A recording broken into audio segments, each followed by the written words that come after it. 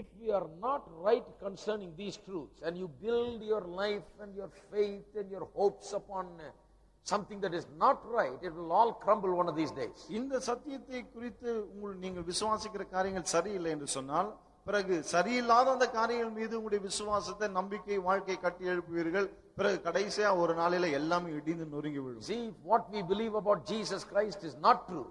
பாருங்கள், இயேசு கிறிஸ்துவை குறித்து நாம் விசுவாசிக்கிற காரியங்கள் உண்மை இல்லை என்றால், then our foundation is not right. பிறகு நம்முடைய அஸ்திவாரம் சரியில்லை. Then one day you will be terribly disappointed. பிறகு ஒரு நாள் பயங்கரமா ஏமாற்றம் அடைவீர்கள்.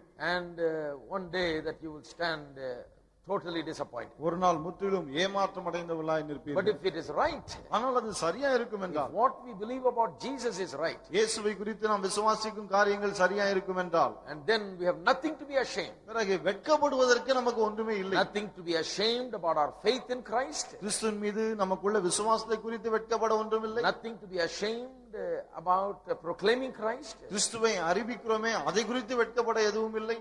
And there is no fear in us.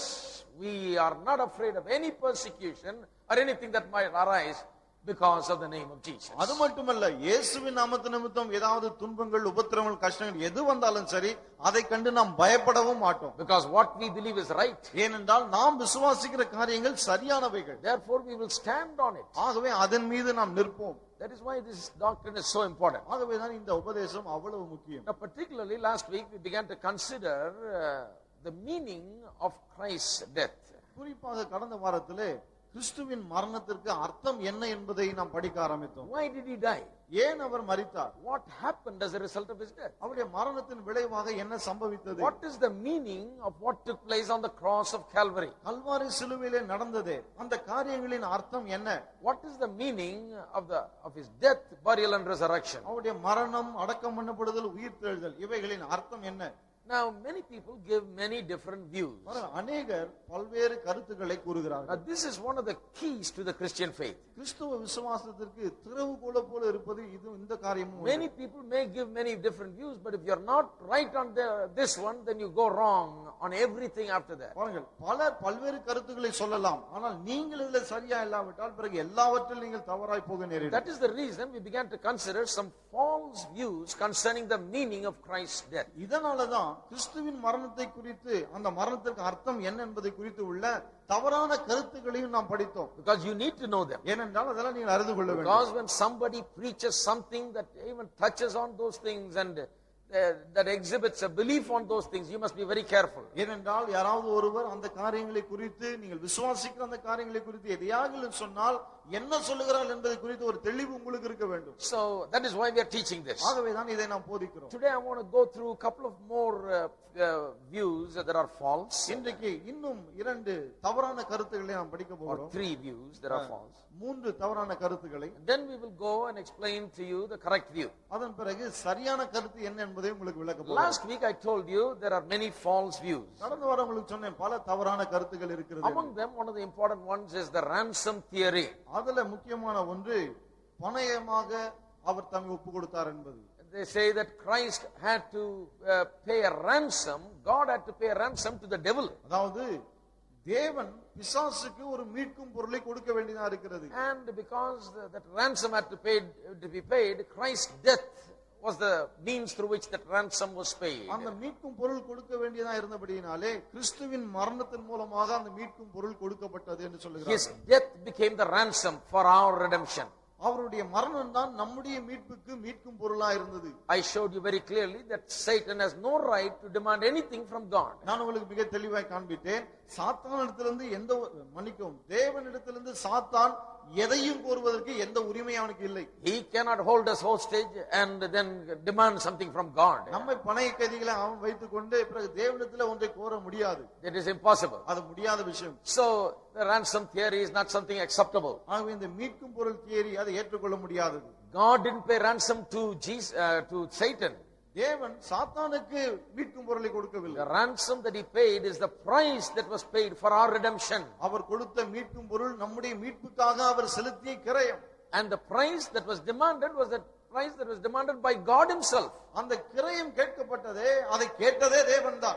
He demanded the price and he pays the price. அவர்தான் கிரயத்தை கேட்கிறார், அவரே அந்த கிரயத்தை கொடுக்கிறார். Please understand that. தயவுசெய்து புரிந்து கொள்ளுங்கள். Secondly, இரண்டாவது, we showed you what is called satisfaction theory or commercial theory. satisfaction theory, அதாவது திருப்தி செய்வது என்பதை குறித்து நாம் பார்த்தோம். That theory says that God's honor was wounded இது என்ன சொல்லுகிறது? தேவனுடைய மரியாதைக்கு களங்கம் ஏற்பட்டு விட்டது. when man sinned against God. மனிதன் தேவனுக்கு விரோதமாய் பாவம் செய்தபோது. So in order to satisfy God's honor, Jesus came and lived a pure life. ஆகவே தேவனுடைய மரியாதையை சீர்படுத்துவதற்காக இயேசு வந்தார், ஒரு நல்ல வாழ்க்கையை வாழ்ந்தார். And that honored God. அது தேவனை கனம் பண்ணியது. And not only did he live a life for God, but then he died. He went and did something extra. He need not have died, but he died. அவர் தேவனுக்கென்று வாழ்ந்தது மட்டுமல்ல, அவர் மரிக்கவும் செய்தார். மரிக்க வேண்டிய அவசியம் இல்லை, ஆனாலும் மரித்தார். By that extra work, அந்த எக்ஸ்ட்ரா வேலையின் மூலமாக he tremendously pleased God. அவர் தேவனை பயங்கரமாய் திருப்தி செய்து God விட்டார். was now satisfied. இப்போ தேவனுக்கு திருப்தி His ஆகிவிட்டது. wounded honor was now set aright. கலங்கப்பட்ட அவருடைய மரியாதை கனம் இப்போது சரியாகிவிட்டது. God was not now wounded anymore. இனி தேவனுக்கு அந்த மரியாதை, தேவனுடைய மரியாதைக்கு God கலங்கம் wanted to உண்டாகவில்லை. do something for the son who has done so much honor to him. அந்த அளவுக்கு தம்மை கனம் பண்ணின தம்முடைய குமாரனுக்கு தேவன் ஒன்றை செய்ய விரும்பினார். And so he wanted to reward him. ஆக அவருக்கு பலன் கொடுக்க விரும்பினார். But the son said, I don't want any reward. Give it to the children. Give it to the people. ஆனால் குமாரன் சொல்லிவிட்டார், எனக்கு எந்த பலனும் வேண்டாம், மக்களுக்கு கொடுத்து Give விடுங்கள். them forgiveness. அவர்களுக்கு பாவ மன்னிப்பை கொடுத்து So விடுங்கள். God gave us forgiveness. ஆகவே They say. தேவன் நமக்கு பாவ மன்னிப்பை கொடுத்து விட்டார் That என்று is சொல்கிறார். also not right. இதுவும் சரியல்ல. Because there is nothing there about the justice of God. ஏனென்றால் இந்த இடத்துல தேவனுடைய நியாயத்தை பற்றி எதுவும் இல்லை. Then there is nothing there about sin's punishment. அது மட்டுமல்ல, பாவத்திற்குரிய தண்டனை குறித்தும் ஒன்றும் இல்லைங்க. These two ideas are missing. இந்த ரெண்டு எண்ணங்களும் இங்கு இல்லை. Nothing about the fact that God demands justice, that sin must be punished, பாவம் தண்டிக்கப்பட வேண்டும் என்று தேவன் நியாயமாய் கூறுகிறாரே, அது இல்லை. and that punishment for sin is death. அது மட்டுமல்ல, பாவத்திற்கான தண்டனை மரணம்.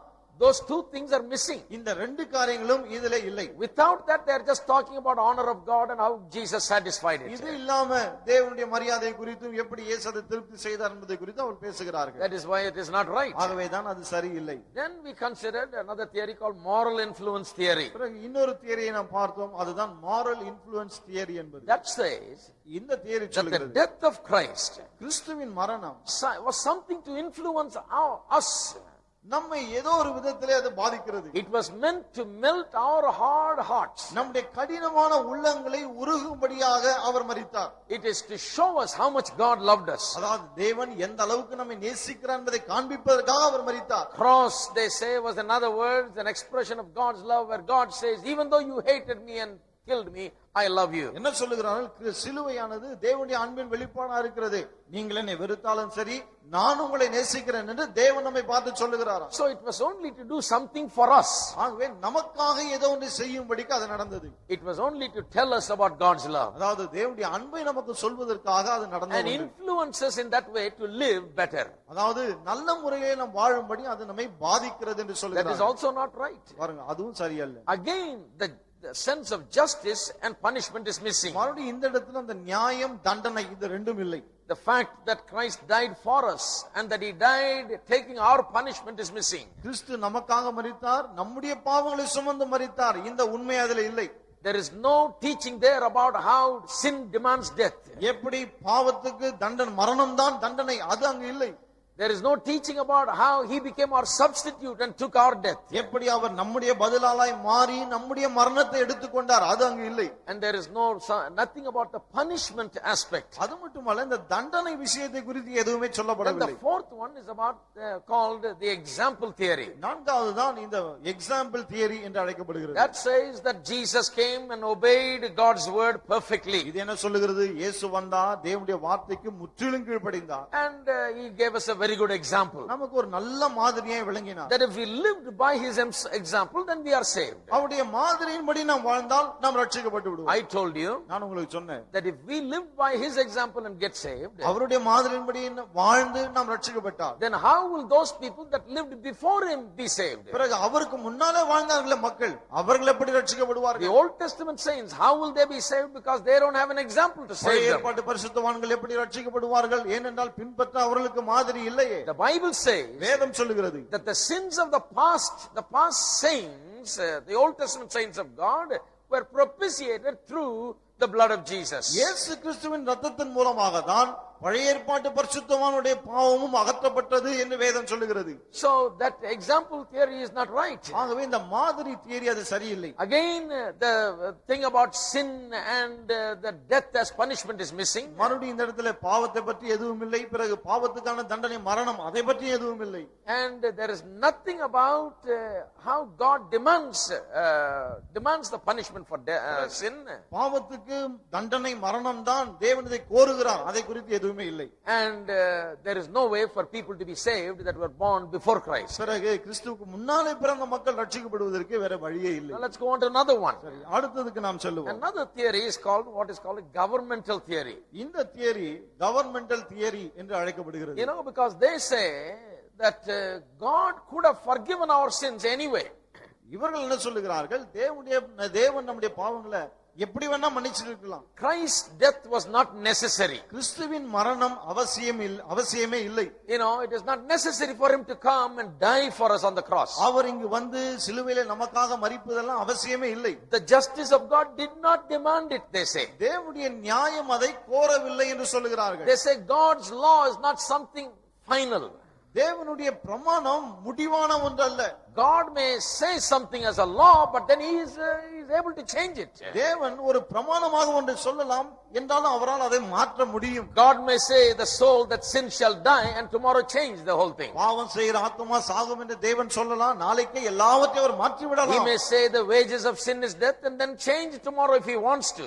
பாவத்தின் சம்பளம் மரணம் என்று சொல்லலாம், ஆனால் நாளைக்கே அவர் விரும்பினால் அதை மாற்றலாம் என்று சொல்லுகிறார்கள். So it is not necessary for Christ to die to take our sin and our death and be our substitute, they say. ஆகவே நம்முடைய பதிலாளாக இருந்து கொண்டு நம்முடைய பாவத்தையும் மரணத்தையும் கிறிஸ்து அனுபவிக்க வேண்டியது அவசியம் இல்லை என்று சொல்லுகிறார்கள். Not necessary at all. அது அவசியமே இல்லை என்றார். God wanted to forgive us, he would have forgiven us any other way. தேவன் நம்மை மன்னிக்க விரும்பி இருந்தால் எப்படி வேணா மன்னிச்சிருக்கலாம். Then why did Jesus die on the cross? பிறகு ஏன் இயேசு சிலுவையில மரித்தார்? The meaning that these people give to the cross is, சிலுவைக்கு இந்த மக்கள் கொடுக்கிற அர்த்தம் என்ன தெரியுமா? they say he did it in order to preserve moral life in this world. இந்த உலகத்திலே சன்மார்க்க வாழ்க்கையை பத்திரமாய் பாதுகாக்கும்படி அவர் அப்படி செய்தார். He did it to preserve order in this world. இந்த உலகத்திலே ஒரு ஒழுங்கை நிலைநாட்டும்படி அப்படி செய்தார். What do we mean?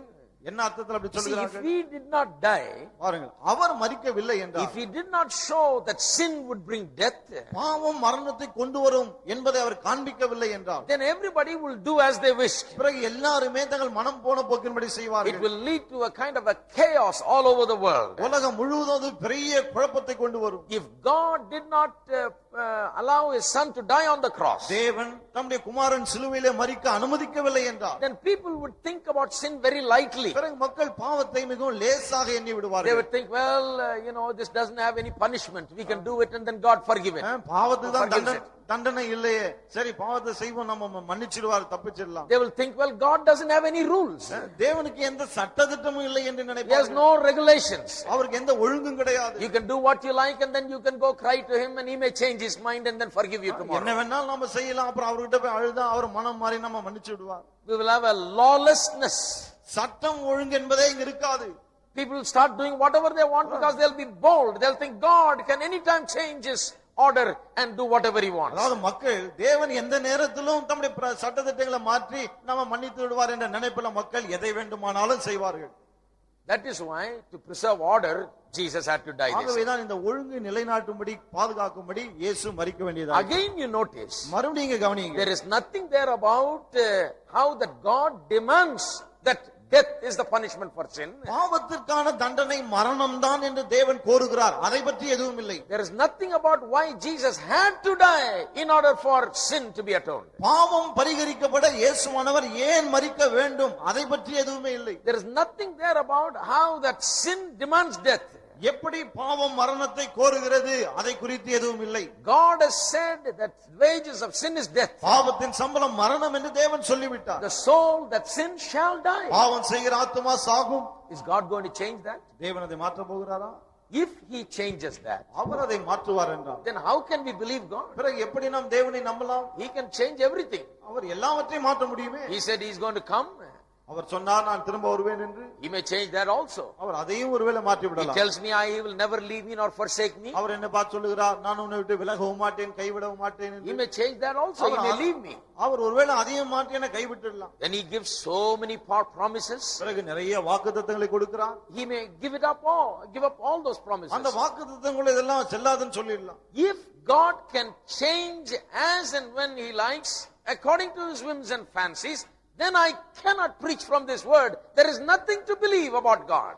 தேவன் தம்முடைய இஷ்டத்துக்கு மனம் மாறுவார் என்றால், சொன்னதை செய்யாமல் போவார் என்றால், பிறகு இந்த வேதத்திலிருந்து பிரசங்கிக்க எனக்கு எதுவும் கிடையாது. You can't believe anything. இதுல இருக்க எதையும் நம்ப முடியாது. You better just go to some forest or sit in a cave and find out what God wants to do. ஏதாவது ஒரு காட்டுல போய் உட்கார்ந்துட்டு குகையில போய் உட்கார்ந்துட்டு தேவன் என்ன செய்ய விரும்புறார் நீங்க பாத்துக்கலாம். You have to just ask him straight. நேரடியா அவர்கிட்ட கேட்டுக்க வேண்டியது. There is no statement of faith. விசுவாச அறிக்கை எதுவும் இங்க இல்லை. There is no law. இங்க பிரமாணம் எதுவும் இல்லை. There is no means by which God works. தேவன் எந்த விதத்துல கிரியை செய்யறார் என்றே தெரியாமல் போகிறது. He'll just do what he likes. அவருக்கு அவர் இஷ்டத்துக்கு அவர் செய்வார். That will be terrible, wouldn't it? பாருங்க இது பயங்கரமா இருக்கும். You see, the Christians don't say we have to go and sit in a cave and sit there and meditate and find out what God wants. கிறிஸ்தவங்க சொல்வது கிடையாது நாம போய் குகையில உட்காரணும் அங்கதான் தியானம் பண்ணி தேவனை பற்றி கண்டறியணும்னு சொல்லி. Christians say that we have to come to church and listen to preaching. கிறிஸ்தவர்கள் என்ன சொல்லுகிறார்கள், சபைக்கு வாருங்கள் வந்து பிரசங்கத்தை கேளுங்கள். Why? ஏன்? Because this is unchanging word. ஏனென்றால் இது மாறாத வசனம். Why go to the Himalayas and sit in a cave when God has revealed it here? தேவன் இங்கே இதை வெளிப்படுத்தி இருக்கும்போது பிறகு இமயமலைக்கு சென்று அங்க போய் குகையில உட்காரணும்? Not necessary. தேவையே இல்லை. It is here. இங்க இருக்கிறது. And it is to be expounded upon and preached upon. இதைதான் விளக்கி மக்களுக்கு பிரசங்கிக்க வேண்டும். So that is why we come to church. ஆகவே தான் நாம் சபைக்கு வருகிறோம். We receive the revelation of the truth of God's word. தேவனுடைய வசனத்தின் சத்தியத்தை குறித்த வெளிப்பாட்டை நாம் பெறுகிறோம். When we believe it, இதை நாம் விசுவாசிக்கும் we'll போது never be disappointed. ஒரு நாளும் ஏமாற்றம் அடைய மாட்டோம். Paul says, remember, I know in whom I have believed and I am persuaded that he is able to keep that which I have committed unto him against that day. Pavul சொன்னார் அல்லவா, நான் விசுவாசித்திருக்கிற இன்னார் என்று அறிவேன், அவரிடத்தில் நான் ஒப்பு கொடுத்ததை அந்நாள் வரையிலே அவர் காக்க வல்லவர் என்று நிச்சயித்திருக்கிறேன். Every promise of God he will fulfill. தேவனுடைய ஒவ்வொரு வாக்குத்தத்தத்தையும் அவர் நிறைவேற்றுவார். So you can have this guarantee. ஆகவே இந்த உத்தரவாதம் உங்களுக்கு இருக்கும். That if God says something, he'll never change it. அதாவது தேவன் ஒன்றை சொன்னால் அதை மாற்றவே மாட்டார். Never change it. மாற்ற மாட்டார் அதை. But this theory says that he can change it. ஆனா இந்த தேரி என்ன சொல்லுது, அவரால மாற்ற முடியும். He can forgive us some other way. வேற எப்படியாவது அவர் நம்ம மன்னிக்கலாம். But the truth is, ஆனால் சத்தியம் என்ன? God has said the soul that sin shall die. பாவம் செய்கிற ஆத்துமா சாகும் என்று தேவன் சொல்லிவிட்டார். And because he has said it, அவர் அப்படி சொன்னதனாலே, because the law of God says that without the shedding of blood there is no remission of sin. ரத்தம் சிந்தல் இல்லாமல் பாவம் மன்னிப்பு கிடையாது என்று தேவனுடைய பிரமாணம் சொல்லிவிட்டதனாலே, And because God never changes, தேவன் மாறாதவராய் இருக்கிறபடியாலே, God had to bring about a death and a shedding of blood in order to provide salvation. பாவத்திலிருந்து விடுதலை ரட்சிப்பு அளிப்பதற்கு தேவன் மரணத்தையும் ரத்தம் சிந்துதலையும் ஏற்படுத்த வேண்டியதாயிற்று. And he did that through his son Jesus Christ. அதை தம்முடைய குமாரனாகிய இயேசு கிறிஸ்துவின் மூலமாய் அவர் செய்தார். God had to send his only begotten son into the world. இவ்வுலகத்துக்குள்ளே தேவன் தம்முடைய ஒரே பேரான குமாரனை அனுப்ப வேண்டியதாயிற்று. Why? ஏன்? Because his law must be satisfied. ஏனென்றால் அவருடைய பிரமாணம் திருப்தி செய்யப்பட வேண்டும். He cannot say one thing and do another thing. அவர் ஒன்றை சொல்லிவிட்டு வேறொன்றை செய்ய முடியாது. He said without the shedding of blood there is no remission. அவர்தான் சொன்னார் ரத்தம் சிந்தல் இல்லாமல் பாவ மன்னிப்பு கிடையாது. He said the soul that sins shall die. அவர்தான் சொன்னார் பாவம் செய்கிற ஆத்துமா சாகவே சாகும் என்று. Therefore he had to do it. ஆகவே அவர் அதை கட்டாயம் செய்துதான் ஆக வேண்டும். Through his son he carried it out. அவருடைய குமாரன் மூலமாக அதை நிறைவேற்றி So முடித்தார். that is also not correct. ஆகவே இந்த தியரியும் சரியல்ல. Then there is another one called the mystical theory. பிறகு இன்னொன்னு இருக்கு பாருங்க, மிஸ்டிக்கல் தியரி என்பது. This was preached by a man named Edward Irving in the 19th century. 19ஆம் நூற்றாண்டிலே எட்வர்ட் எர்விங் என்பவர் இதை பிரசங்கித்தார். He was a fiery preacher, a great orator. இவர் பாருங்க நல்ல பேச்சாற்றல் மிக்கவர், ரொம்ப அக்கினிமயமா And பேசுவார். London really thronged to hear Edward Irving in 19th century. 19ஆம் நூற்றாண்டிலே எட்வர்ட் எர்விங்குடைய பிரசங்கத்தை கேட்க லண்டன் மாநகரமே திரண்டு வரும். But the man went wrong in many ways. ஆனா இந்த மனிதன் பல விதங்களிலே தவறாய் போய்விட்டார். He did not get the right thing.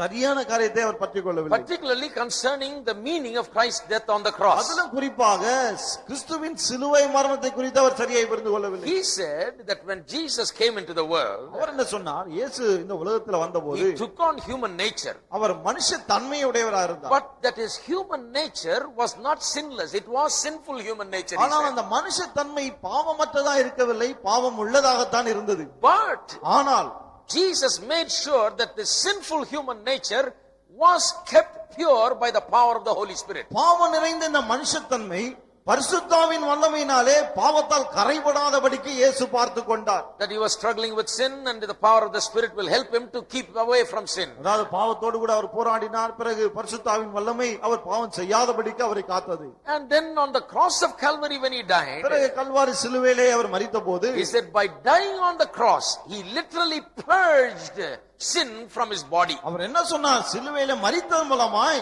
தம்முடைய சரீரத்திலிருந்து எழுத்தின்படியே பாவத்தை எல்லாம் அகற்றி போட்டார். So Christ by his life and by his death purged sin out of human nature itself. ஆகவே கிறிஸ்துவானவர் தம்முடைய வாழ்க்கையின் மூலமாக பிறகு சிலுவை மரணத்தின் மூலமாக மனிதன் இந்த மனுஷ சுபாவத்திலிருந்து சரீரத்திலிருந்து பாவத்தை முற்றிலும் அகற்றி விட்டார்.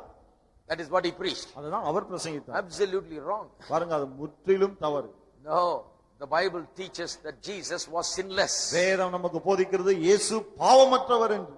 The Bible does not say that he had any struggle with sin. பாவத்தோடு கூட இயேசு போராடினார் என்று வேதம் சொல்லவே இல்லை. Now the Bible does not say that he had to purge sin through his death. நம்முடைய மரணத்தின் மூலமாக பாவத்திலிருந்து அவர் விடுபட வேண்டும், பாவத்தை அகற்ற வேண்டும் என்று வேதம் சொல்லவில்லை. No, it did not say that human nature was sinful. அவருடைய மனுஷ தன்மை பாவம் நிறைந்ததா இருந்தது என்று வேதம் சொல்லவில்லை. Now this man got the idea that if it is human nature, then how can it be without sin? இவருக்கு இந்த எண்ணம் எப்படி வந்தது? மனுஷத்தன்மை என்றால் பிறகு அது எப்படி பாவம் இல்லாமல் இருக்க முடியும்? If a man was sinless, then he is not man. ஒரு மனுஷன் பாவம் இல்லாதவனா இருந்தால் பிறகு அவன் மனுஷனே கிடையாது. If a person is a man, then he is sinful. ஒருவன் மனிதனா இருந்தால் பிறகு அவன் பாவம் உள்ளவனாகத்தான் இருக்க வேண்டும். He got the idea that if you are a man, then you are sinful. அவருக்கு என்ன வந்தது? நீ மனிதனா இருந்தால் பிறகு நீ பாவம் உள்ளவன். If you say you are not sinful, then you are not a man. நான் பாவமற்றவன் என்று சொன்னால் பிறகு நீ மனுஷனே கிடையாது. He felt that if you have to be a man, then you have to be sinful. என்ன நினைத்தா? மனுஷன் என்று சொன்னா பிறகு அவன் பாவம் உள்ளவனா தான் இருக்கணும். That is wrong. அது தவறு. Was Adam a man? ஆதாம் மனுஷனா? Come on. Was Adam a man? ஆதாம் மனுஷனா? When God created him, தேவன் அவனை சிருஷ்டித்த போது was he a man? அவன் மனுஷனா? Was he sinful? அவன் பாவம் நிறைந்தவனா இருந்தானா? No, not when God created him. கிடையாது. தேவன் சிருஷ்டித்த போது அவன் பாவம் உள்ளவனா இல்ல. See, there it is. You can be a man and a fully human being with a full human nature and not be sinful. ஆதாமிலே பார்க்கிறோம் பாருங்க, மனுஷனா இருக்கலாம், முழுமையா மனுஷனா இருக்கலாம், மனுஷ தன்மையை அப்படியே கொண்டிருக்கலாம், அதே சமயத்திலே பாவம் இல்லாதவராகவும் இருக்க முடியும். So there he went wrong. ஆகவே இந்த இடத்துல தான் அவர் தப்பா His போயிட்டார். idea was, how can he be a man, true human, without being sinful? அவருடைய என்ன உண்மையான மனுஷனா இருந்துட்டு எப்படி பாவம் இல்லாம இருக்க முடியும்? Impossible, he said. அதெல்லாம் முடியவே முடியாது என்றார். So he preached all these things. ஆகவே இந்த காரியங்கள் எல்லாம் அவர் Went பிரசங்கித்தார். completely away முற்றிலும் தூரம் போய் விட்டார். and led people astray and then led to a great fall. மக்களையும் தவறாய் நடத்தி விட்டார். பெரிய வீழ்ச்சி தான் இருந்தது. And there once again the idea that God demanded death for sin is missing. இந்த இடத்திலும் பாருங்கள், தேவன் பாவத்திற்கான தண்டனையாய் மரணத்தை கோரினார், அது இல்லை. There is nothing, no teaching about how the blood must be shed in order for to atone for sin. பாவம் பரிகரிக்கப்பட ரத்தம் சிந்தப்பட வேண்டும், அந்த போதனையும் இல்லைங்க. No, there is nothing about the justice of God. There is nothing about the punishment of God. தேவனுடைய நியாயத்தை பற்றியும் ஒன்றுமில்லை, தேவனுடைய தண்டனை குறித்தும் ஒன்றுமில்லை. Nothing.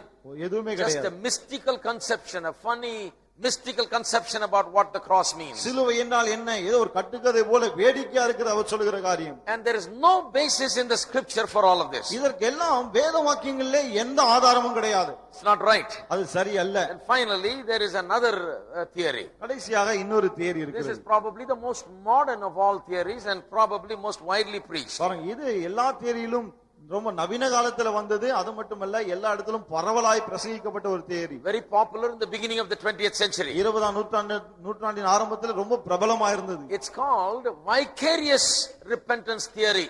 இது வைக்கேரியஸ் ரிப்பெண்டன்ஸ் தியரி என்று அழைக்கப்படுகிறது. Vicarious repentance means in our place he repented. Vicarious repentance என்றால் என்ன?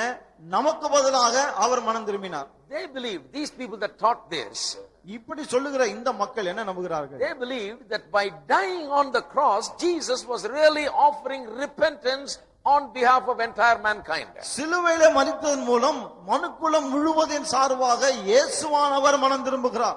Why? ஏன் Why can't mankind repent? ஏன் மனுவர்க்கம் மனம் திரும்ப கூடாது? Why in their place he has to repent? ஏன் அவர்களுடைய ஸ்தானத்துல இயேசு மனம் திரும்ப வேண்டும்? See, the idea of substitution is there, but a wrong idea. பாருங்க, பதிலால் என்ற அந்த கருத்து இருக்கிறது, ஆனால் அது தவறா இருக்கிறது.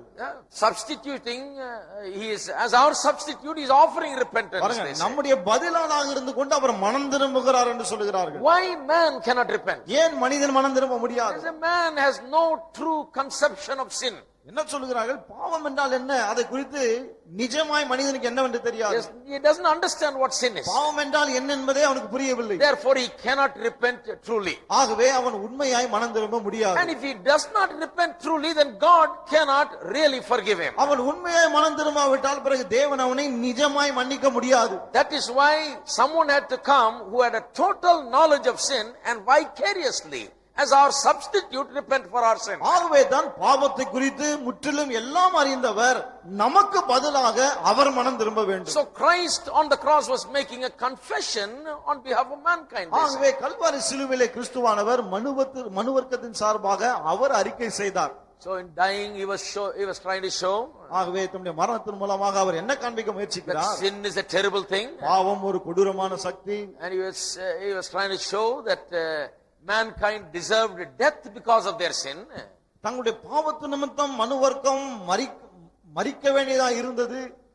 Death was the punishment. மரணம் தான் தண்டனை. But then by his death he was saying, I am now repenting on behalf of all of them. பிறகு தம்முடைய மரணத்தின் மூலம் அவர் என்ன சொல்லுகிறார்? இவர்கள் எல்லார் சார்பாக நான் மனம் திரும்புகிறேன். I submit myself to death. நானே என்னை மரணத்துக்கு I கீழ்ப்படுத்துகிறேன். will repent நான் மனம் திரும்புவேன். so that their sins may be forgiven. அதன் மூலமா இவருடைய பாவம் மன்னிக்கப்படட்டும்.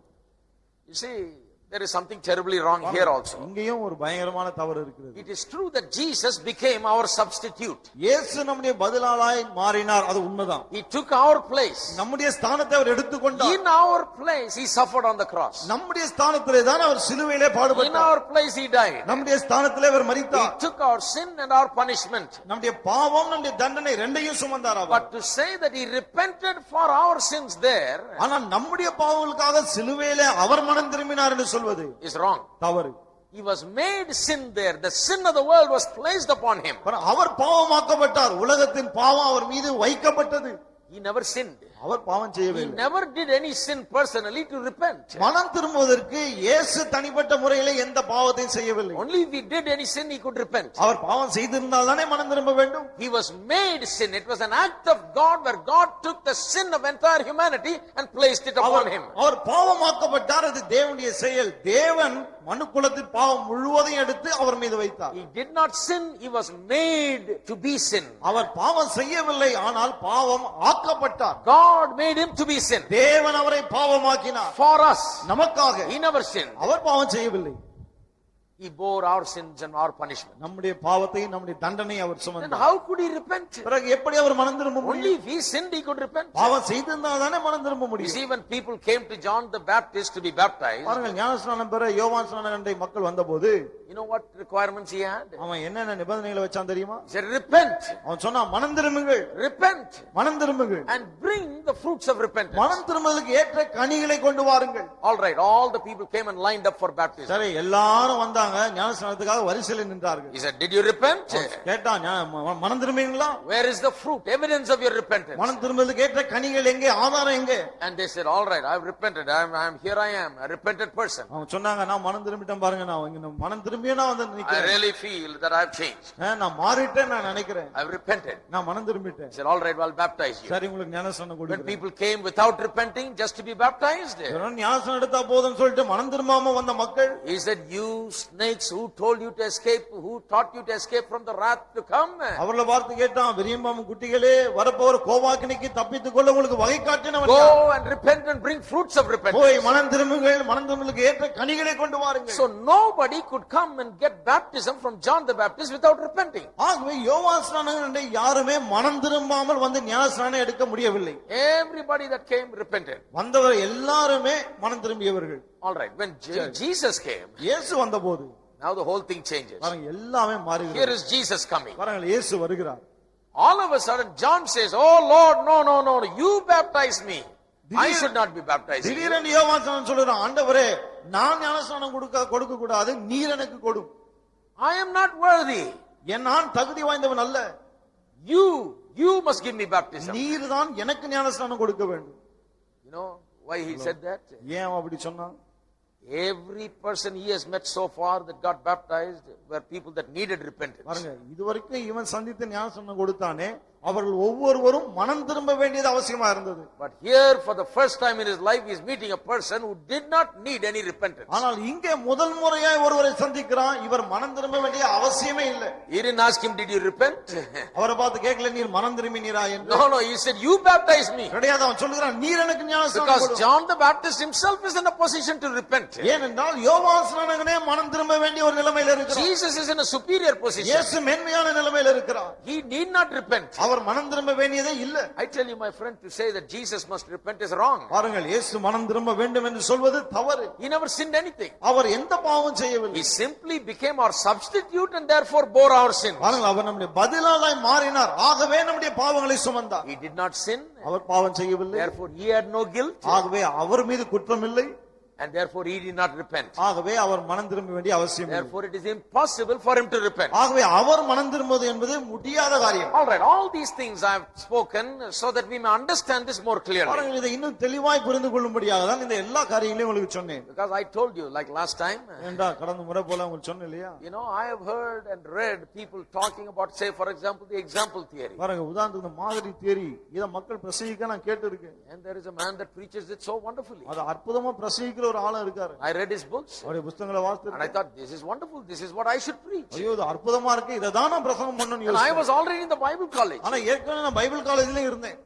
and I didn't understand it. ஆனா எனக்கு அது நம்முடைய பாவங்களை சுமந்து மரித்தார், அதை சொல்ல மாட்டார்கள். They'll never teach that. அதை பேசவே மாட்டார்கள். Talk about his perfect life, his example. அவருடைய பூரணமான வாழ்க்கை, அவருடைய மாதிரியான வாழ்க்கை இதெல்லாம் Talk பேசுவாங்க. about how morally he influences. எப்படி அவர் நம்மை சன்மார்க்கமாய் வாழ வைக்கிறார் அதெல்லாம் பேசுவாங்க. They'll talk about so many things. நிறைய விஷயங்களை But they will பேசுவார்கள். never say that Jesus had to take our place. It was necessary that he must take our place and take our sin and take our place and die in our place. ஆனால் இயேசுவானவர் நம்முடைய ஸ்தானத்தையும் நம்முடைய பாவத்தையும் சுமந்து கொண்டு நம்முடைய ஸ்தானத்துல மரிக்க வேண்டும் என்பதை பேசவே மாட்டார்கள். மரிக்க வேண்டியது அவசியமாயிருந்தது என்பதை பேச மாட்டார்கள்.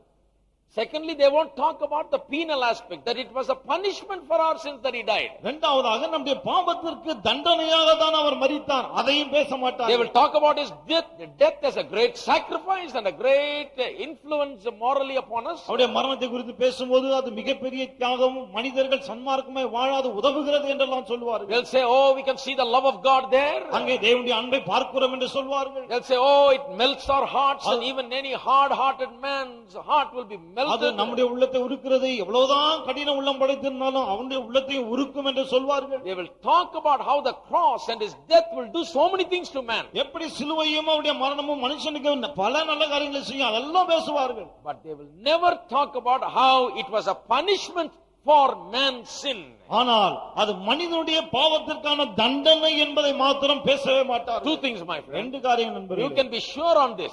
நிச்சயமா அதை பற்றி நீங்க அறிந்து I கொள்ளலாம். am as sure as anything on these two things. இந்த ரெண்டு விஷயங்களை பற்றி நான் நிச்சயத்திருக்கிறேன். I can tell the false views from a mile away. பாருங்க, ஒரு மைல் தூரம் இருந்தாலும் இந்த தவறான கருத்துக்களை சொல்லிடுவேன். I can immediately detect these two things. உடனடியே இந்த ரெண்டு காரியங்களை கண்டுபிடிச்சிடுவேன். That Christ died as our substitute, that will be missing there. கிறிஸ்து நம்முடைய பதிலாக மரித்தார், அது அங்க இருக்காது. And Christ died taking our penalty for our sins. Will be Kristu missing there. நம்முடைய பாவங்களுக்கான தண்டனையை சுமந்து மரித்தார், அதுவும் இருக்காதுங்க. All right? சரியா? That is why they are false. ஆகவேதான் அவைகள் கள்ள தியரிகள். See, these things are very easy to understand, very easy to really comprehend. பாருங்க, இந்த காரியங்கள்லாம் புரிந்து கொள்ள கிரகித்துக் கொள்ள ரொம்ப சுலபம். And we made it out like it's so difficult. நாம தான் இதை ரொம்ப கஷ்டம் மாதிரி ஆக்கிட்டோம். Only these two things. இந்த ரெண்டு காரியங்கள் தான். Those are two things that are very important. இந்த ரெண்டு காரியங்கள் மிகவும் முக்கியமானது. Okay, what is the right understanding of the meaning of Christ's death? சரி, கிறிஸ்துவின் மரணத்துக்கு சரியான அர்த்தம் என்ன? What is the correct exposition? சரியான விளக்கம் என்ன அதற்கு? It is called the substitutionary theory of atonement. இது substitutionary theory of atonement என்று The அழைக்கப்படுகிறது. word substitution means that he took our place. பாருங்க, substitution என்றால் அவர் நம்முடைய ஸ்தானத்தை எடுத்துக்கொண்டார் என்ற It அர்த்தம். is so important. அது அவ்வளவு முக்கியம். The substitutionary theory of atonement is the reformed doctrine of atonement. பாருங்கள், இந்த பாவ நிவாரணத்தை குறித்து சீர்திருத்தமான ஒரு உபதேசம் இதுதான். அவர் பதிலாக நம்முடைய பாவத்துக்காய் It மரித்தார். came with the Reformation with Martin Luther and John Calvin and all of these great teachers. Martin Luther, John Calvin போன்ற மிகப்பெரிய ஆசிரியர்கள் இந்த சீர்திருத்தம் உண்டான போது இந்த உபதேசத்தை கொண்டு They வந்தார். restored this idea of substitutionary death. இயேசுவானவர் பதிலாக மரித்தார். இந்த தியரியை அவர்கள் கொண்டு வந்தார்கள். This was the thing that was lost. இந்த காரியம் தான் காணாமல் For many போயிருந்தது. centuries it was hidden. பல நூற்றாண்டுகளாக மறைத்து வைக்கப்பட்டிருந்தது. And the devil has worked overtime to put it away. பிசாசு இரவும் பகலுமாய் இந்த தியரியை தொலைத்து கட்ட முயற்சித்தார். When this was preached powerfully, இது வல்லமையாய் பிரசங்கிக்கப்பட்ட there போது was a great revival in the church, and it was a great important aspect of Reformation teaching. சபையிலே இது மிகப்பெரிய எழுப்புதலை உண்டாக்கிட்டு சீர்திருத்தல் பிரசங்கத்தில் இது ரொம்ப முக்கியமான ஒரு போதனையா இருந்தது. Substitutionary theory of atonement. கிறிஸ்துவானவர் நமக்காய் பதிலாய் மரித்தார் என்பது. Now let us try to understand this, இதை நாம் புரிந்து கொள்ள முயற்சிப்போம். because this is so wonderful. ஏனென்றால் இது அவ்வளவு This அற்புதமானது. will show you why the correct meaning of Christ's death. கிறிஸ்துவின் மரணத்தினுடைய சரியான அர்த்தத்தை இது நமக்கு காண்பிக்கும். See, we are talking about how Christ is our priest. ஆனால் கிறிஸ்து எப்படி நம்முடைய ஆசாரியராய் இருக்கிறார் அதை பற்றி தான் நாம் Remember when I began this teaching, I told you that the work of Christ can be classified into three categories. ஞாபகம் இருக்கு இல்லையா? இந்த போதனை ஆரம்பித்த போது நாம் சொன்னோம் கிறிஸ்துவின் கிரியைகளை மூன்று வகையாக நாம் பிரிக்கலாம். One, his ministry as a prophet. ஒன்று தீர்க்கதரிசியாய் அவர் செய்த ஊழியம். Secondly, his ministry as a priest. இரண்டாவது ஆசாரியனாய் செய்த ஊழியம். Thirdly, his ministry as a king. மூன்றாவதாக ராஜாவாய் செய்த ஊழியம். As a priest, he came to tell us about God, tell the people that didn't know, in darkness they were, in ignorance they were, and he came to tell us about ஒரு God. தீர்க்கதரிசியாய் இருந்து கொண்டு தேவனை குறித்து நாம் அறியாமல் இருளிலே இருந்தோம். ஆகவே தேவனை குறித்து அவர் நமக்கு அறிவிக்க வந்தார். And as a priest, ஒரு ஆசாரியனாக what does he do? அவர் என்ன செய்கிறார்? The priest is an Old Testament picture. பாருங்க, இந்த ஆசாரியன் பழைய ஏற்பாட்டு மாதிரியா In இருக்கிறார். the Old Testament, among the Jewish people, there were priests. பழைய ஏற்பாட்டில யூத மக்கள் மத்தியில ஆசாரியன் இருந்தார். The job of the priest is to offer the sacrifice. ஆசாரியனுடைய வேலை என்ன? பலிகளை செலுத்துவது. Offer the sacrifice means to literally kill the sacrifice பலிகளை செலுத்துவதுன்னா அந்த பலியை எழுத்தின்படி கொல்வது. and shed the blood. அந்த ரத்தத்தை சிந்த And then வேண்டும். take the blood into the very presence of God and sprinkle it upon the altar. தேவனுடைய சமூகத்தில் அதை கொண்டு போய் அந்த சிங்காசனத்தின் மீது அதை தெளிக்க வேண்டும். And when he successfully comes back from அவன் doing this, வெற்றிகரமாய் இதை செய்துவிட்டு வெளியே வரும்போது the people are greatly relieved because they say, well, the blood has been sprinkled, our sins are taken care of. மக்களுக்கு மிகப்பெரிய ஒரு விடுதலை காணப்படும் உள்ள நம்முடைய பாவம் பரிகரிக்கப்பட்டு விட்டது என்று சொல்லி. Now the ministry of Christ is classified as a priestly ministry. கிறிஸ்துவினுடைய ஊழியம், The ministry of Christ is known as a priestly ministry. கிறிஸ்துவினுடைய ஊழியம் ஆசாரிய ஊழியம் என்று அழைக்கப்படுகிறது. Do you know why? ஏன் அப்படி அழைக்கப்படுகிறது? What an Old Testament priest is supposed to do, Christ does. பழைய ஏற்பாட்டு ஆசாரியன் என்ன செய்ய வேண்டுமோ அதை கிறிஸ்து செய்கிறார். And even more, I would say. பாருங்க, அதற்கும் மேலா செய்யறார். Old Testament priest offered the sacrifices that were brought to him of the animals.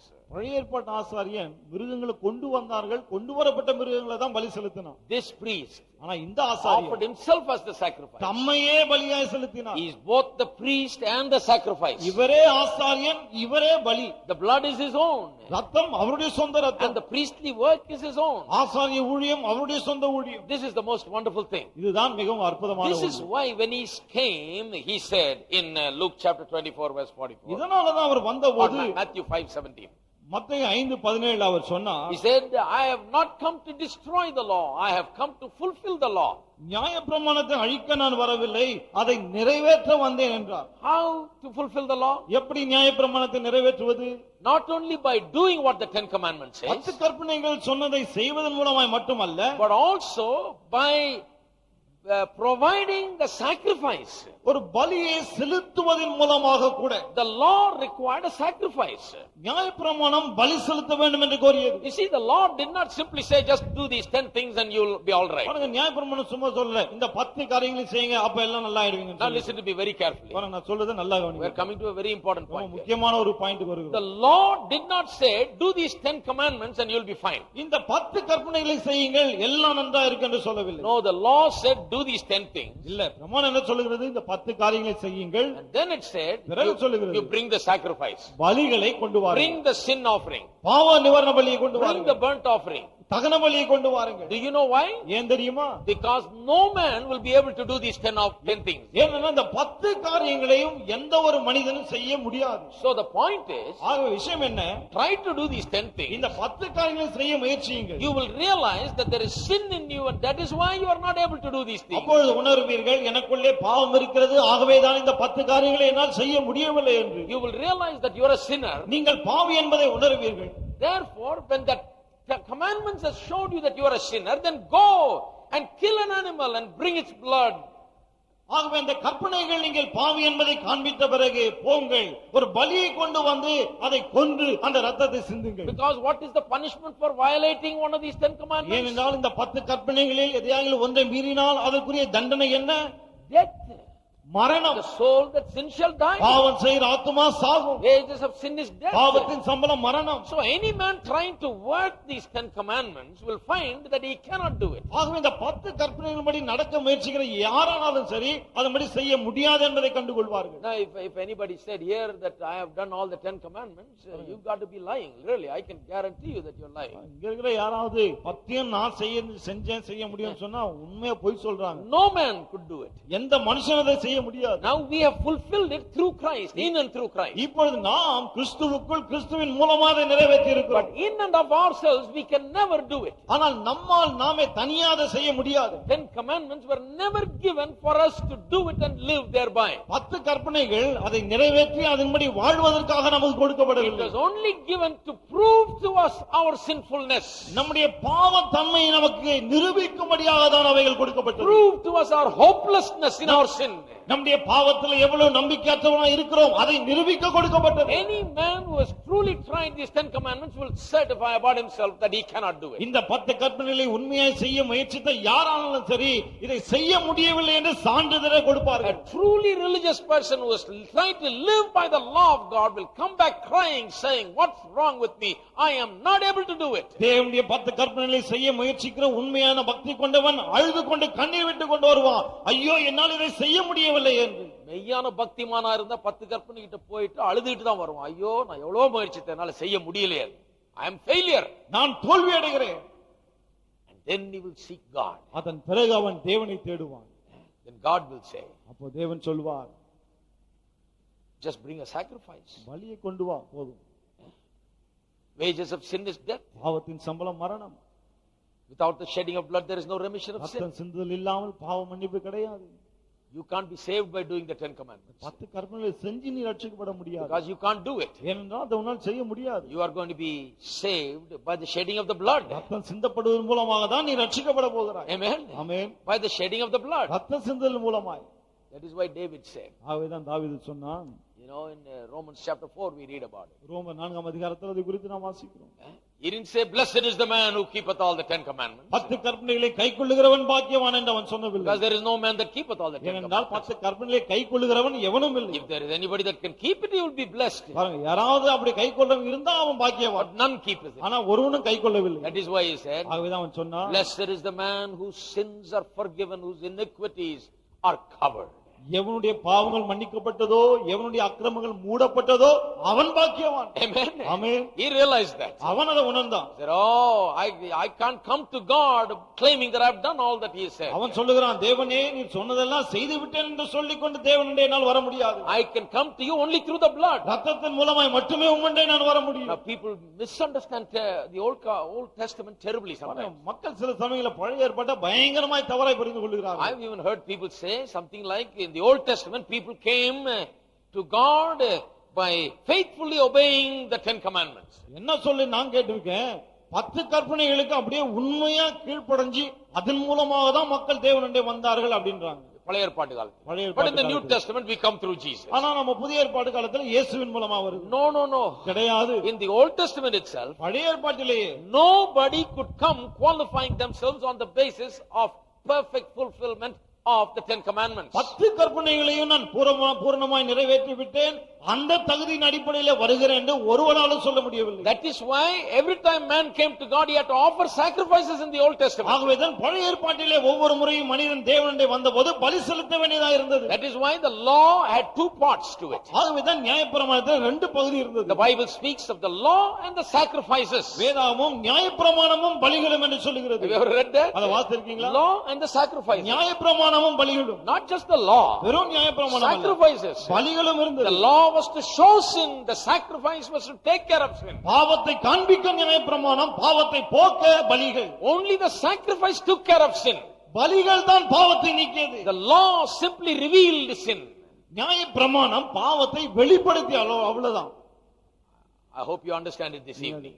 இப்போது புரிந்து கொண்டீர்கள் என்று நான் நம்புகிறேன். Law simply reveals sin. நியாயப்பிரமாணம் வெளிப்படுத்துகிறது அவ்வளவுதான். In the Old Testament itself, it was only the blood of the lamb that brought people to God. பழைய ஏற்பாட்டிலே கூட இந்த மிருகத்துடைய ரத்தம் தான் மக்களை தேவனண்டை கொண்டு வந்தது. Today, இன்றைக்கு our lamb is Jesus Christ. நம்முடைய ஆட்டுக்குட்டி இயேசு கிறிஸ்து. Those lambs that were killed in the Old Testament times were only a picture of this lamb. பழைய ஏற்பாட்டு காலத்திலே கொல்லப்பட்ட அந்த ஆட்டுக்குட்டிகள் இந்த ஆட்டுக்குட்டிக்கு அடையாளமாய் மாதிரியாய் தான் இருக்கிறது. That's all. அவ்வளவுதான். The Old Testament people were saved only through Jesus. பழைய ஏற்பாட்டிலும் கூட மக்கள் இயேசுவின் மூலமாய் மட்டுமே ரட்சிக்கப்பட்டார்கள். They showed their faith in Christ by offering these lambs. They were saying, yes, I believe in God's son and the blood he will shed. இந்த ஆட்டுக்குட்டி கொண்டு ரத்தம் சிந்தின மூலமாய் நான் தேவகுமாரனை நம்புகிறேன், விசுவாசிக்கிறேன், அவர் சிந்த போகிற ரத்தத்தை விசுவாசிக்கிறேன் என்று அறிக்கையிட்டார்கள். That is how they were saved. அப்படிதான் அவர்கள் That is how ரட்சிக்கப்பட்டார்கள். Abraham came to God. Abraham அப்படிதான் தேவனண்டை வந்தான். See? And that is how we come today. இன்றைக்கு நாம் கூட அப்படிதான் That வருகிறோம். is why Jesus said, ஆகவேதான் இயேசு I சொன்னார், didn't come to destroy the law. நான் நியாயப்பிரமாணத்தை அழிக்க வரவில்லை, I came to fulfill the law. நான் நியாயப்பிரமாணத்தை நிறைவேற்ற வந்தேன். Fulfill in what way? என்ன விதத்தில் நிறைவேற்றுவது? The law demanded sacrifice. நியாயப்பிரமாணம் பலியை The கோரியது. law said the soul that sin shall die. நியாயப்பிரமாணம் சொன்னது பாவம் செய்கிற ஆத்துமா சாகும் என்று. The law said without the shedding of blood there is no remission of sin. நியாயப்பிரமாணம் சொன்னது ரத்தம் சிந்தல் இல்லாமல் மன்னிப்பு கிடையாது. And here the Son of God has come to fulfill the law by shedding his blood, by dying on the cross, so that he can provide that sacrifice that the law demands. இங்கே தேவகுமாரன் வருகிறார், தம்முடைய ரத்தத்தை சிந்தி தம்முடைய மரணத்தின் மூலமாக நியாயப்பிரமாணம் கோருகிற அந்த பலியை செலுத்தி அதை நிறைவேற்றுகிறார். Jesus fulfilled it by offering himself as the sacrifice which the law demanded. நியாயப்பிரமாணம் கோரின அந்த பலியாக தம்மையே செலுத்தி இயேசுவானவர் அதை நிறைவேற்றுகிறார். This is the whole thing. இதுதான் விஷயமே. That is why he said, I didn't come to destroy the law, I came to fulfill it. ஆகவேதான் சொன்னார், நியாயப்பிரமாணத்தை அழிக்க வரவில்லை, அதை நிறைவேற்ற வந்தேன் என்று. Read the book of Hebrews, it is full of references to that. எபிரேய நிருபத்தை வாசித்து பாருங்கள், இதை பற்றி தான் அந்த புத்தகமே பேசுகிறது. Chapter 7 and 9 particularly talks about how the Old Testament sacrifices were fulfilled through Jesus Christ. குறிப்பாக 7ஆம் அதிகாரம் 9ஆம் அதிகாரமும் பழைய ஏற்பாட்டு Old Testament sacrifices was only a shadow and it was fulfilled really through Jesus Christ. இப்படி பழைய ஏற்பாட்டு பலிகள் வெறும் நிழலாட்டங்கள் தான், அது இயேசு கிறிஸ்துவின் மூலமாய் நிறைவேறிற்று என்பதை அந்த 2 அதிகாரங்களும் கூறுகிறது. So if you look at the Old Testament sacrifices ஆகவே பழைய ஏற்பாட்டு பலிகளை நீங்கள் பார்ப்பீர்கள் என்றால், and the way it was offered and what it did and what function it served, அவைகள் செலுத்தப்பட்ட விதம், அவைகளால என்ன நடந்தது, என்ன பிரயோஜனம் என்பதை if you look at that, அப்படி அதை பார்க்கும்போது you can understand why Jesus died and what the death does. இயேசுவானவர் ஏன் மரித்தார், அந்த மரணம் என்ன செய்கிறது என்பதை நீங்கள் புரிந்து கொள்ளலாம். Because the death of Christ is exactly the same thing as the sacrifice of the Old Testament. ஏனென்றால் பழைய ஏற்பாட்டிலே இந்த பலிகள் மரித்ததே அதே போலதான் கிறிஸ்துவின் மரணமும் இருக்கிறது. The death of Jesus is just the fulfillment of that shadow. அந்த நிழலாட்டத்தினுடைய நிஜம்தான் இயேசுவினுடைய மரணம். The Old Testament animal sacrifices are only a shadow and the death of Jesus is the real. பழைய ஏற்பாட்டு பலிகள் பழைய ஏற்பாட்டிலே மிருகங்கள் பலியாய் செலுத்தப்பட்டதே அது இயேசு கிறிஸ்துவினுடைய மரணத்துக்கு அடையாளமாய் நிழலாட்டமாய் இருந்தது. So if you look at what that Old Testament sacrifice did, ஆகவே அந்த பழைய ஏற்பாட்டு பலிகள் என்ன செய்தது என்பதை நீங்கள் பார்ப்பீர்கள் என்றால், then you will understand what Christ's death does. கிறிஸ்துவின் மரணம் என்ன செய்கிறது அதை நீங்கள் புரிந்து Let me கொள்ளலாம். quickly mention some things that the Old Testament sacrifices did. பழைய ஏற்பாட்டு பலிகள் செய்த சில காரியங்களை நான் வேகமாக சொல்லட்டும். First of all, முதலாவது, the burnt offering and the sin offering were to propitiate God. தகன பலியும் பாவ நிவாரண பலியும் தேவனை திருப்தி செய்வதற்காக செலுத்தப்பட்டது. Propitiate God. தேவனை திருப்தி செய்ய. Propitiate means to satisfy. Propitiate means to satisfy. தேவனை திருப்தி செய்வதற்காக. Now, what does it really mean? அதனுடைய அர்த்தம் என்ன? those offerings were made in order to make God look upon the sinner with favor and with pleasure. தேவன் பாவியை தயவோடும் அன்போடும் பிரியத்தோடும். பிரியத்தோடும் பார்ப்பதற்காக அந்த பலிகள் செலுத்தப்பட்டது. You see, God could not even look upon the sinner. பாருங்கள், தேவன் பாவியை பார்க்க கூட முடியாது. Because he cannot even look upon sin. ஏனென்றால் அவர் பாவத்தை நோக்கி பார்க்க He is முடியாது. so pure. அவர் அவ்வளவு சுத்தமானவர். Before God can even look upon the sinner and have mercy on him, தேவன் ஒரு பாவியை நோக்கி பார்த்து அவன் மீது தயவு காண்பிக்க வேண்டுமானால், then what God has said in his law about the punishment of sin must be taken care பிறகு of. பாவத்திற்கான தண்டனை குறித்து தேவன் தம்முடைய பிரமாணத்தில் என்ன சொல்லி இருக்கிறாரோ அது முதலாவது செய்யப்பட வேண்டும். We must first satisfy God's justice. முதலாவது தேவனுடைய நியாயத்தை திருப்தி செய்ய வேண்டும். God's demands must be met. தேவனுடைய கோரிக்கை நிறைவேற்றப்பட வேண்டும். God's demand says the soul that sins shall die. தேவன் என்ன கூறுகிறார்? பாவம் செய்கிற ஆத்துமா சாகும். Only when that happens, அது நடக்கும்போதுதான் then God can look upon the sinner with pleasure and he can look upon him with favor. தேவன் பாவியை தயவோடும் பிரியத்தோடும் பார்க்க முடியும். That is what the burnt offering and the sin offering did. தகன பலியும் பாவ நிவாரண பலியும் அதைதான் செய்தது. When that was offered, அது செலுத்தப்பட்ட போது, when its smoke went up to heaven, அதனுடைய புகை வானத்துக்கு நேராய் சென்ற போது, when this offering was burnt down, இந்த பலி அங்கே எரிக்கப்பட்ட when போது, its blood was shed, அந்த ரத்தம் சிந்தப்பட்ட போது, the whole procedure was done. அந்த எல்லா காரியமும் அங்கே It was so செய்யப்பட்டது. meaningful. அது அவ்வளவு அர்த்தம் See நிறைந்ததா இருந்தது. the blood was shed பாருங்க, ரத்தம் சிந்தப்பட்டது, and it was sprinkled on the mercy seat. கிருபாசனத்துக்கு முன்பதாக அது தெளிக்கப்பட்டது. But the offering itself was burned. ஆனா அந்த பலி தகனிக்கப்பட்டது. You know, can you imagine? Lamb is killed and it was laid on the altar. They're burning it. பாருங்க, கொஞ்சம் யோசிச்சு பாருங்க, அந்த ஆட்டுக்குட்டியை கொன்னு அந்த பலிபீடத்து மேல வச்சு அதை எரிக்கிறாங்க. Fire going up. அக்கினி மேலே போகிறது. And then the fire dies down as every bit of the sacrifice is burned. பிறகு பலி முற்றிலும் எரிந்த பிறகு அந்த அக்கினி அவிந்து There's போகிறது. nothing but ashes. அங்கே சாம்பலை தவிர எதுவும் இல்லை. What does it mean? அது அர்த்தம் என்ன? The fire going up represented God's wrath. மேலே போகிற அந்த அக்கினி தேவனுடைய கோபாக்கினை குறிக்கிறது. God's judgment. தேவனுடைய நியாய தீர்ப்பு. In other words, when they saw the fire of the burnt offering, அதாவது அந்த மக்கள் தகன பலியின் அந்த அக்கினியை கண்டபோது, Thaganam, that being burnt is very important. அந்த தகனிக்கிறது அது ரொம்ப முக்கியம் பாருங்க. Why? ஏன்? Because it showed that the wrath of God was poured on that sacrifice. தேவனுடைய கோபாக்கினை அந்த பலியின் மீது ஊற்றப்பட்டது என்பதை அது காண்பிக்கிறது. People stood there. மக்கள் அங்க நின்றார்கள். Oh, they were greatly relieved, believe me. அவர்கள் மிகப்பெரிய ஒரு நிம்மதி பாருங்க.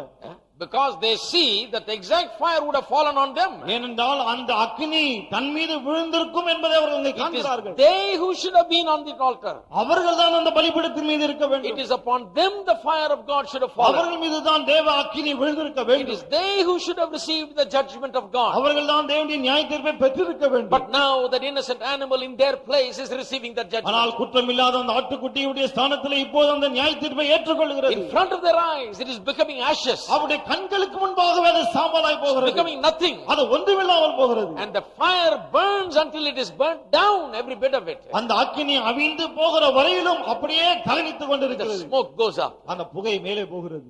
The wrath of God is quenched. தேவனுடைய கோபாக்கினை அங்கே அவிக்கப்படுகிறது. The wrath of God is poured out. தேவ கோபாக்கினை ஊற்றப்படுகிறது. And the sacrifice is dead. அந்த பலி அங்கே மரிக்கிறது. Now after that happens, இது நடந்த பிறகு the blood is sprinkled. ரத்தம் அங்கே தெளிக்கப்படுகிறது. And then God looks upon the people. பிறகு தேவன் ஜனங்களை பார்க்கிறார். He looks upon with favor and pleasure. அவளை தயவோடும் பிரியத்தோடும் அவர் பார்க்கிறார். Why? ஏன்? Because His law and justice has been carried out. ஏனென்றால் அவருடைய நியாயமும் அவருடைய நீதியும் அங்கே நிறைவேற்றப்படுகிறது. His word has been honored. அவருடைய வார்த்தை அங்கே கனம் His பண்ணப்படுகிறது. demands have been fulfilled. அவருடைய கோரிக்கைகள் நிறைவேற்றப்படுகிறது. I tell you, my friend, நான் உங்களுக்கு சொல்லட்டும் that is நண்பர்களே, exactly what happened on the cross of Calvary. Kalvari சிலுவையிலே நடந்தது அதே காரியம்தான். They put a crown of thorns upon him. முள்முடி அவர் மீது வைத்தார்கள். They beat him all over his body. அவருடைய உடல் முழுக்க அடித்தார்கள். Everywhere his body was like a plowed field. எல்லா இடத்திலும் அடித்தார்கள். உழப்பட்ட நிலம் போல இருந்தது அவருடைய From the சரீரம். crown of thorns, blood was flowing. பாருங்கள், முள்முடி வைக்கப்பட்ட இடத்திலிருந்து ரத்தம் வடிந்தது. From all of his wounds around his body, blood was flowing. அவருடைய சரீரத்தின் காயங்களிலிருந்து ரத்தம் வடிந்து கொண்டிருந்தது. Side was pierced and more blood and water was flowing. விலாவில குத்தினார்கள், ரத்தமும் தண்ணீரும் வந்தது. The picture of Jesus hanging on the cross was a blood-drenched Jesus. இயேசு சிலுவையில தொங்கினாரே, ரத்தத்திலே தோய்ந்த இயேசுவாய் தொங்கிக் கொண்டிருந்தார். Head to toe, it was only blood. தலை முதல் கால் வரை வெறும் ரத்தம் He தான். took our sin. நம்முடைய பாவங்களை took சுமந்தார், our punishment, நம்முடைய தண்டனை சுமந்தார், and the darkness was there. இருளும் இருந்தது. And God punished Jesus. தேவன் இயேசுவை The தண்டித்தார். fire of God's judgment literally fell upon him. தேவனுடைய நியாய தீர்ப்பின் அக்கினி எழுத்தின்படி அவர் மீது விழுந்தது. And only then can God look upon the sinner with favor and அதன் pleasure. பிறகுதான் தேவன் பாவியை தயவோடும் பிரியத்தோடு பார்க்க This முடியும். had to be done இது செய்யப்பட வேண்டும். because there is no other way. ஏனென்றால் வேறு வழியே கிடையாது. Because God's law says that it must be done that way. ஏனென்றால் இப்படிதான் செய்யப்பட வேண்டும் என்று தேவனுடைய பிரமாணம் சொல்லுகிறது. All right? So the Old Testament sacrifices were to satisfy God's justice. ஆகவே தேவனுடைய நியாயத்தை நிறைவேற்றுவதற்காக தான் பழைய ஏற்பாட்டு பலிகள் From செலுத்தப்பட்டது. that we understand what Jesus' death did. அதன் மூலமாக இயேசுவினுடைய மரணத்துக்கு அர்த்தம் என்ன என்பதை நாம் புரிந்து கொள்கிறோம். Satisfies God's justice. தேவனுடைய நியாயத்தை திருப்தி செய்கிறது. Secondly, இரண்டாவது, the Old Testament sacrifice showed that satisfaction came about when guilt was wiped out. குற்றம் நீக்கப்பட்ட போது, அகற்றப்பட்ட போதுதான் அந்த திருப்தி உண்டாயிற்று என்பதை அந்த பலிகள் நமக்கு காண்பிக்கிறது. You see, when God was satisfied, ஆனால் தேவன் திருப்தியான போது, then God removed the guilt and wiped out the guilt and the sin of the people. தேவன் மக்களுடைய பாவத்தை குற்றத்தையும் அழுக்கற துடைத்து விட்டார். When God saw that what he demanded was done, தான் கோரினது நிறைவேற்றப்பட்டது என்பதை தேவன் கண்டபோது, then God removed the guilt from them, washed them clean and wiped out the guilt, expiated. தேவன் அந்த குற்றத்தை அவளை விட்டு நீக்கி போட்டார், அகற்றி போட்டார், கழுவி போட்டார். Sin was expiated. பாவம் அகற்றப்பட்டது. Guilt was gone. குற்றம் அங்கே காணப்படவில்லை. Man was no more a guilty sinner. மனிதன் இப்போது குற்றம் நிறைந்தவன் அல்ல. Who removed the guilt? யார் அந்த குற்றத்தை அகற்றியது? God took away that guilt. தேவன் அந்த குற்றத்தை அகற்றினார். Literally wiped it away. எழுத்தின்படி தொடச்சி போட்டார். அது You know, one of the great modern devices is what is called the bulk eraser. பாருங்க, இப்ப நவீன காலத்துல ஒரு கருவி வந்திருக்கு, அது பல்க் எரேசர் அப்படின்றாங்க. Bulk eraser is something wonderful. Bulk eraser அற்புதமான ஒரு You கருவி. can take a tape recorder which has a lot of contents in it. ஒரு டேப் ரெக்கார்டர் உள்ள நிறைய விஷயம் இருக்கலாம், அதை Tape எடுத்து recorder, cassette tape. கேசட் ஒன்று எடுத்துக்கலாம், உள்ள நிறைய விஷயம் இருக்கலாம் அதுல. You see, and in order to erase the entire cassette, அந்த கேசட்ல உள்ள எல்லாத்தையும் அழிக்கணும்னு சொன்னா, you just take the bulk eraser and just show it like this. That's all. Bulk எரேசரை கொண்டு போய் சும்மா இப்படி இப்படி காமிக்க Just போறோம். touch it with the bulk eraser. Bulk எரேசரை வச்சு தொடுங்க. In one shot, it will all be wiped out. ஒரு முறை தொட்டா போதும், எல்லாம் இருக்கிறதெல்லாம் போயிடும் அதுல. It erases in bulk.